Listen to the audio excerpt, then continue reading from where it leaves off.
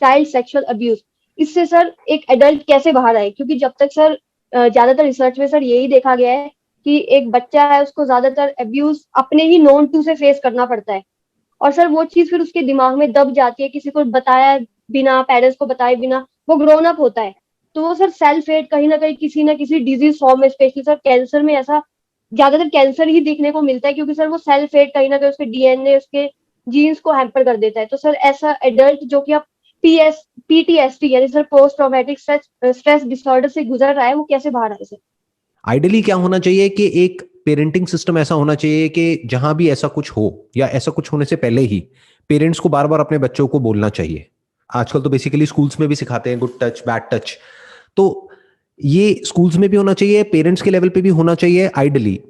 क्योंकि इस प्रॉब्लम के दो एस्पेक्ट्स है, एक है जो हो चुका है जिनके साथ में, उसकी मैं अभी बात करता हूं, लेकिन एक है कि आगे ऐसा ना हो उसके लिए हम क्या कर सकते हैं। तो एज पेरेंट्स हमारी ये रिस्पॉन्सिबिलिटी बनती है कि अपने बच्चों को ये बात बताई जाए, और ये नहीं कि सिर्फ लड़की को बताई जाए, लड़के को भी बताई जाए, क्योंकि ऐसा कुछ जरूरी नहीं है कि सिर्फ लड़कियों के साथ ही होता है, लड़कों के साथ भी हो सकता है। सो द पॉइंट इज कि बच्चों को प्रॉपरली अवेयर कराया जाए कि देखो ऐसा होता है, इस तरह का गुड टच होता है, इस तरह का बैड टच होता है, और अगर कोई भी तुम्हारे प्राइवेट पार्ट्स पे अगर टच करता है या किसी भी तरह से तुम्हें थोड़ा सा भी लगता है तो इमीडिएटली आकर के हमको बताना, हम एक्शन लेंगे। दैट इज वन, कि पेरेंट्स की और बच्चों की रेपो ऐसी होनी चाहिए कि बच्चा सेफ फील करे, उसको ये लगे कि हाँ मैं अपने पेरेंट्स से जाकर के कोई भी बात कर सकता हूं। बच्चा भी डायरेक्टली नहीं बोलेगा, इनडायरेक्टली हिंट देगा, उसके बिहेवियर में चेंजेस आएंगे, तो पेरेंट्स को ऑब्जर्व करना होगा। तो one role is of parents, second role is of teachers, school system, education system. अब तीसरा एस्पेक्ट आता है इस प्रॉब्लम का, वो है वो बच्चा जिसके साथ में ऐसा कुछ हो गया है और अब वो बच्चा बड़ा हो गया है, तो अब वो उससे कैसे डील करे, क्योंकि वो मेमोरीज बार बार उसको हॉन्ट करती है, अंदर आएगी तो बार बार वो माइंड में रीप्ले होगा, तो वो उससे कैसे बाहर आएगा या आएगी। उसका तरीका ये है कि उसको अपने आप को ये बोलना है कि वो जिसके साथ में ये सब हुआ था, that was a different person. वो कमजोर था या थी, फिजिकली भी, इमोशनली भी, साइकोलॉजिकली भी, उसके अंदर इतनी पावर नहीं थी कि वो जा करके किसी से लड़ सके। बट आज वो बच्चा बड़ा हो चुका है या हो चुकी है, तो आज उस बच्चे के पास में पावर है। अब अगर उसके साथ में ऐसा कोई कुछ करने का सोचता भी है, तो वो चाहे तो ऑनलाइन आज की डेट में पेपर स्प्रे मिल जाते हैं, तो पेपर स्प्रे मंगा करके वो अपने पास में रख सकता है या रख सकती है, और कोई भी आए तो अपने सेल्फ डिफेंस के लिए, ऐसे नहीं जबरदस्ती किसी को भी, अपने सेल्फ डिफेंस के लिए वो अपने आप को आराम से प्रोटेक्ट कर सकती है या कर सकता है।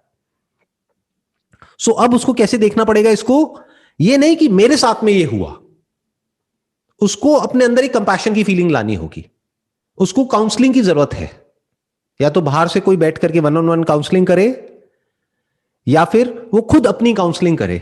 वो खुद अपने माइंड में अपने आप को इस तरीके से देखे कि वो जो हुआ वो मेरे साथ में नहीं हुआ, वो एक बच्चे के साथ में हुआ, और वो अकेले उस बच्चे के साथ नहीं हुआ, और भी बहुत बच्चों के साथ हुआ। तो फ्यूचर में किसी बच्चे के साथ ऐसा ना हो, तो उसके लिए मैं क्या कर सकता हूं, दैट इज नंबर 1। 2, कि now I am a different person, I am not the same person any more.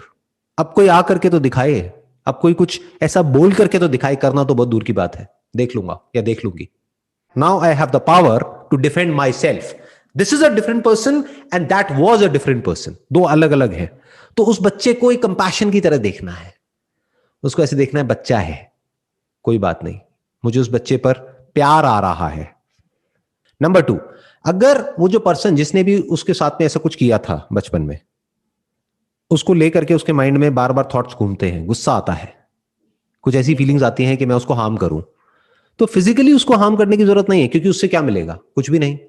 But publicly उसको कॉन्फ्रंट किया जा सकता है। मानो उसकी फैमिली है, उसकी वाइफ है, उसके बच्चे हैं, सबके बीच में बैठ करके बोला जा सकता है ये क्या किया था आपने। शर्म आती है अपने बच्चों के सामने या नहीं आती है? Why not, face it. डरना क्या है, वो पर्सन क्या कर लेगा या क्या कर लेगी, बोलेगा ही तो। और गलत कौन है और सही कौन है? जब वो गलत काम करने में नहीं डरा, तो आप सही काम करने में क्यों डर रहे हो? या जो भी पर्सन जिसके भी साथ में हुआ है वो सही काम करने में क्यों डर रहा है, क्यों डर रही है? Stand up for what is right, जिससे क्या होगा कि आपके अंदर जो भी कुछ है, you will feel good about it. जैसे होता है ना, मन में कुछ है, कि ऐसा नहीं कि मैंने उस बच्चे के साथ में कुछ गलत हुआ और मैं चुपचाप बैठ गई, ऑल्दो वो बच्चा कोई और था, बट मेरा ही एक पास्ट वर्जन था, उसके साथ में हुआ ना, तो उस वक्त उसके अंदर इतनी पावर नहीं थी कि वो उस सिचुएशन को कॉन्फ्रंट कर सके। आज है, आई विल डू इट।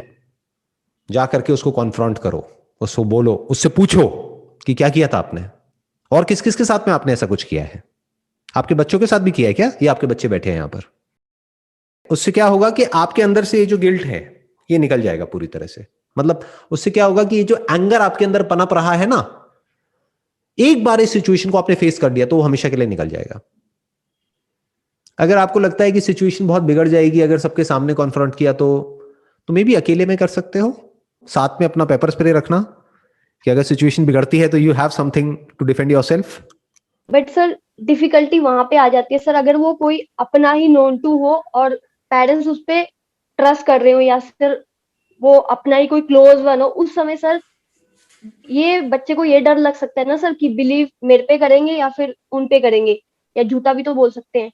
वो तो पेरेंट्स की प्रॉब्लम है कि वो कैसे रिएक्ट करेंगे। हो सकता है वो बच्चे का साथ दे, हो सकता है उसका साथ दे, जो रिलेटिव है या फ्रेंड है, जो भी है फैमिली में नोन है, जी सर। हो सकता है उसका साथ दे, हो सकता है अपने बच्चे का दे। That is a different point altogether. वो इंपॉर्टेंट है ही नहीं कि वो किसका साथ देंगे किसका नहीं। और आपको कैसे पता कि वो किसका साथ देंगे? हो सकता है वो बच्चे का ही साथ दे, अपना बच्चा है, उनका कोई किराए का बच्चा थोड़ी है, कहीं से उठा के थोड़ी लाए हैं। जैसे बोलते नहीं है कि तुम्हें तो बचपन में जैसे भाई बहन आपस में मजाक करते हैं कि तुझे हाँ ना जी सर। कूड़ेदान से उठा करके लाए थे जो मम्मी पापा थे, राइट? तो हाँ जी सर। ऐसे थोड़ी कि कूड़ेदान से लाए हैं उसको। अपना बच्चा है तो उसी का साथ देंगे ना पेरेंट्स, तो किसी और का क्यों देंगे? बट फिर भी मान लेते हैं एक बार को उसका भी देते हैं, तो that's the problem of the parents and that person. तो अकेले में कॉन्फ्रंट करो, कोई बात नहीं, उसको बोलो कि मैंने अभी तक ये किसी को बताया नहीं है, लेकिन आज के बाद अगर आपने मेरे साथ या किसी के साथ ऐसा कुछ करने के बारे में सोचा भी तो मुझसे बुरा कोई नहीं होगा। याद रखना इस बात को। Tell it to that person, make him feel guilt about what he has done. डरने की जरूरत नहीं है। बेसिकली क्या होता है, हम लोगों के अंदर एक कॉन्फ्लिक्ट का डर होता है। क्या होगा? कॉन्फ्लिक्ट ही तो होगा ना, घर में होगा, उसके साथ होगा, हो जाने दो, क्या हो गया? कॉन्फ्लिक्ट से इतना डरते क्यों हो? अंदर भी तो कॉन्फ्लिक्ट ही चल रहा है, उससे बड़ा कॉन्फ्लिक्ट होगा क्या बाहर? अंदर क्या चल रहा है सुबह से रात तक? ये कॉन्फ्लिक्ट ही तो चल रहा है ना। ये रिजेंटफुल फीलिंग्स, एंगर, फ्रस्ट्रेशन, ये सब क्या है? ये कॉन्फ्लिक्ट ही तो है। तो बाहर भी कॉन्फ्लिक्ट होगा, हो जाने दो, उससे बड़ा थोड़ी होगा, संभाल लेंगे। और आप सही की तरफ खड़े हो ना, आप गलत की तरफ थोड़ी हो। This is illegal, this is not just unethical and immoral, this is also illegal.